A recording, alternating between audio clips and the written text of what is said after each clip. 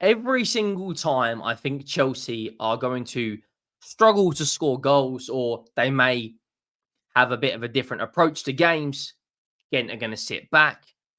They just keep proving me wrong. This Chelsea side, 11 changes from the win against Brighton. 11 changes. Yes, people are going to come out and say it's only Gent. You can only play what's in front of you. And they've gone out there again and scored 4 more flipping goals. I'm getting tired of watching a Chelsea team absolutely destroy people. 4 goals against Brighton, 4 goals against Gent, 6 goals against Wolves, 3 goals against West Ham. Keeping clean sheets against Bournemouth and West Ham as well in that run. 11 changes. And they go out there and absolutely smash them to bits.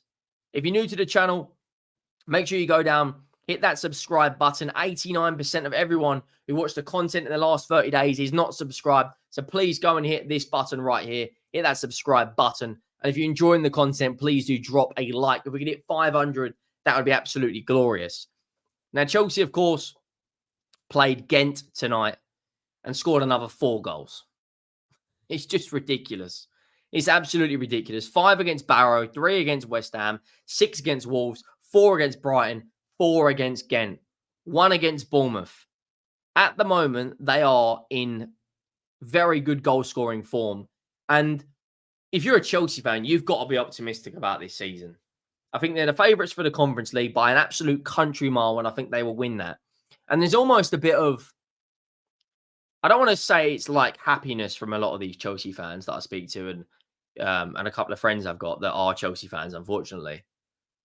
But it's almost like if they win it, they're the only team to win the Conference League, the Europa League, and the Champions League, as well as the Cup Winners' Cup. They've got the full set of European trophies.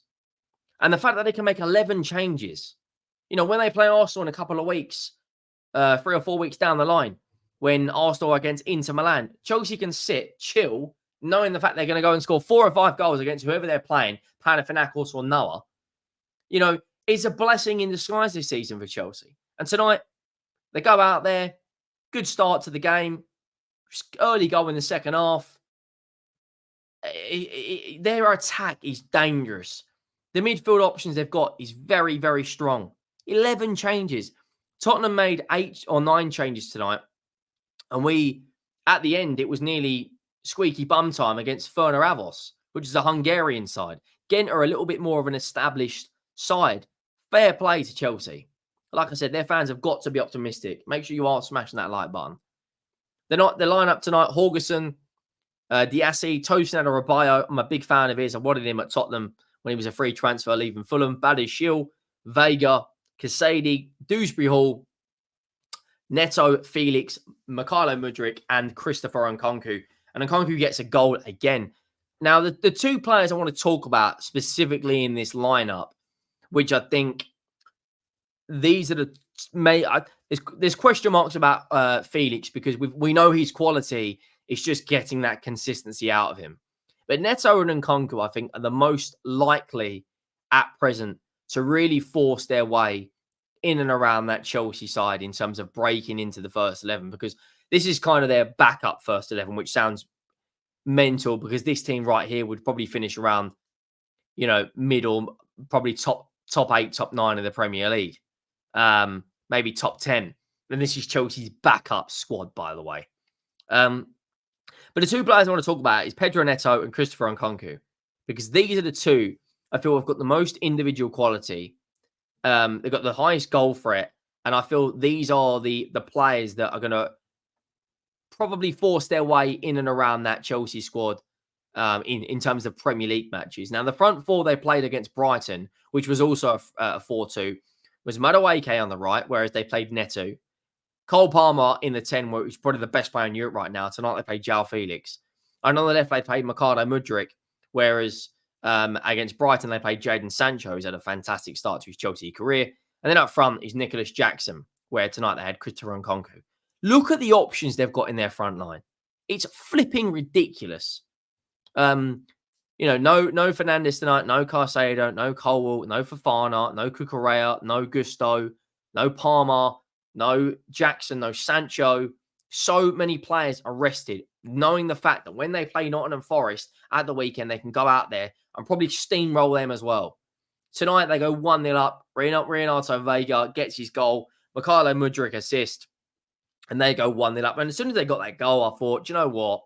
You know, that's it. It's game over. I never in a million years doubted Chelsea of going out there and getting the 3 points once they went 1-0 up against Stamford Bridge. At Stamford Bridge, sorry. And then, of course, it goes into half time. Not the best of first halves in terms of taking their chances. They had a lot of shots at goal, 70% possession, 20 shots, only 5 on target. Not the most clinical display in the first half. Gets into half time. Enzo Maresca's team talks, probably ringing in those players' ears. You've just had your instructions. You've just had, the second half tactics. And then they go out there and, like every good team, they score early, which is just the hammer blow, which is just the I can't remember the saying, the nail in the coffin. That's what I was looking for.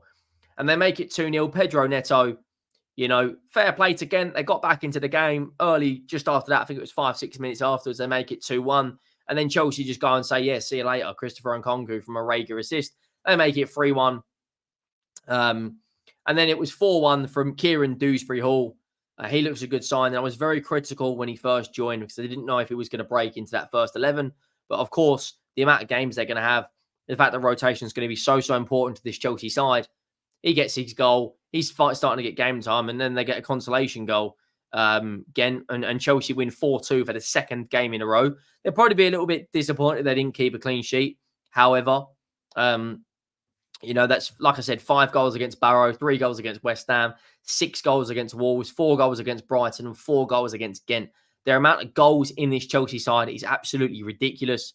Now, I want to talk about their run of games they've got coming up because this is where we're going to see what Chelsea are really made of. Just after the international break, they will play Liverpool, in which I think is definitely going to be their biggest test so far. I expect them to go out there on Sunday and do the business against Forest. I think they've got Nuno Espirito Santo probably has an upset up his sleeve every now and then. We've already seen it at Anfield. He's a very good counter-attacking manager. Of course, Callum Hudson-Odoi will be returning to Stamford Bridge. Liverpool, that's the ultimate test. The 4:30 kickoff just after the international break. Where are Chelsea going to sit? Of course, the big thing about this is Liverpool have a big Champions League game midweek, just after the Chelsea game. So they probably will have one eyes on that game where they will go away in Germany to play Leipzig, whereas Chelsea, of course, had that second 11 ready to play Panathinaikos. 3 days after that, they're at home again against Newcastle United, and they play Newcastle United 3 days later at St James's Park. I think Chelsea will win both of these games. And then Man United at the moment are an absolute mess. They are well and truly in the mud. That team at the moment, it doesn't know if it's coming or going. It's absolutely all over the place. Bruno Fernandes back-to-back red cards being bowed out by Harry Maguire. And then after that, they've got Noah, which they can comfortably rotate 3 or 4 players. Probably that entire 11 again. And then they play Chelsea, then Leicester. Then this is what I'm saying. It's almost a blessing in disguise. The fact that Cole Palmer at this moment only has 1 game a week. Bukayo Saka's got to play every 3 or 4 days. Foden's going to have to play every 3 or 4 days, as well as Haaland, as well as Son, Salah, Van Dijk. They can essentially wrap this guy up in bubble wrap, knowing the fact that he's going to be rested every Thursday night until the latter stages of the Conference League. And, you look at Tottenham tonight. We nearly drew against Fenerbahce. Fenerbahce, I believe it's pronounced, the Hungarian side. We got the job done. We're in pretty good form, to be fair, as well tonight. But the difference between our team, my team, and Chelsea is when it gets to the latter, let's say last 16, Tottenham are going to have to play their strongest 11 Thursday, Sunday, where Chelsea don't. Sancho, Palmer, Fernandes, Caicedo, Colwill, Gusto, they can all just chill out with their arms up, Let's just have a breather tonight, knowing that the other Chelsea players will go out and do the business. You look at their group stage games, Noah, Panathinaikos, Heidenheim, Astana, Shamrock Rovers, they are going to go and absolutely blitz that Conference League.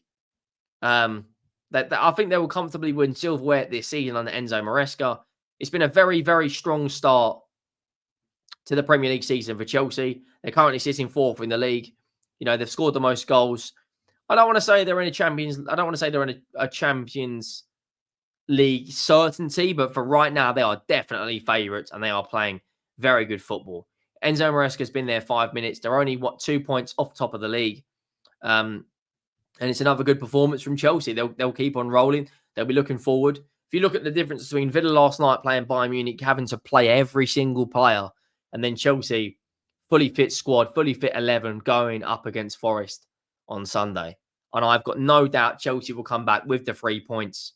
But yeah, in terms of that front four for the Premier League right now, first to fourth, I think that they're the four best teams in the Premier League right now. If I'm being brutally honest. Like I said, Cole Palmer, probably the best player in Europe right now. You know, 10 goal contributions in his first 6 games, including what? Six goals, was it? And 4 assists or something like that. His record is absolutely stupidly good. 4 against Brighton. Like I said, they'll probably be a little bit disappointed they haven't kept back-to-back clean sheets in the last couple of games. However, losing to Manchester City first game of the season where you're trying to figure out your tactics, he's trying to figure out his best 11, probably isn't the worst result in the world. The one result I think they definitely should have won is Crystal Palace. If they did win that right now, they'd be top of the league. Or thereabouts, top of the league. But that Liverpool game is going to be a really interesting test to see where this Chelsea team are in terms of how much quality they're going to go up against Liverpool. I actually think they will get a result. But let me know your thoughts down below. Make sure you do smash a like. Make sure you have subscribed. Plenty of football coming up over this weekend. There'll be more videos out on the channel in the coming days. I will see you all soon. Thank you for watching. I am out.